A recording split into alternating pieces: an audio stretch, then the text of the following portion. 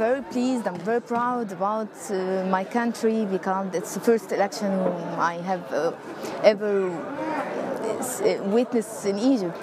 Now we find new life in Egypt. Yeah. I'm really happy for the change that's happened here in Egypt, and today I'm going here to vote for Amr Moussa. It is a democracy. I love this feeling.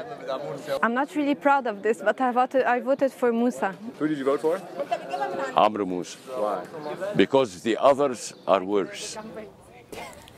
Well, we got Charles Levinson on the ground in Cairo doing double duty as a cameraman and as a reporter, and that's some great sound. Charles, tell us, we're entering our second day of elections in Egypt in the first round, and it's actually going smoother than some people had expected?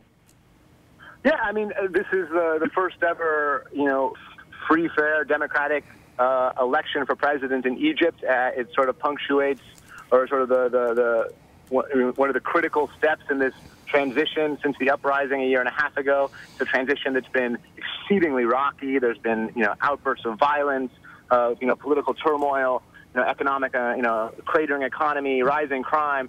The weeks leading up to the election saw the last-minute disqualification of candidates. The military, there was skepticism about whether the military would really, relinquish power.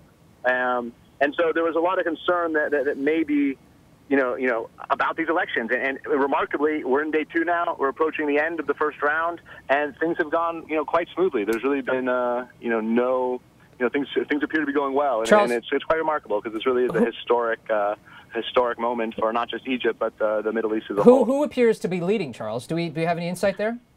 We don't really have any reliable insight. The polls leading up to the election were all over the place, pretty unreliable. Polling is a new art in Egypt. The conventional wisdom has been that former Foreign Minister Amr Moussa has been, one of the leading contenders. The Muslim Brotherhood's Mohammed Morsi originally seemed like he was an underdog, but now, appears, thanks to the strong political machine of the Muslim Brotherhood, to be a leading contender as well. But again, it's really a 4-person, even perhaps a 5-person contest that is really too close to call at this point. We should know more, though, by this evening as the individual campaigns start releasing the results of their exit polls.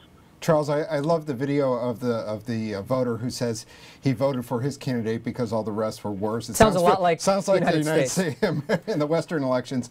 But I'm just wondering, is what we're seeing in Egypt just kind of a euphoric 48 hours where they're having this election, they're excited that the process is happening, but the mood is going to turn when they realize that there's going to be there's going to be a runoff, that there's no clear winner, that one faction didn't win.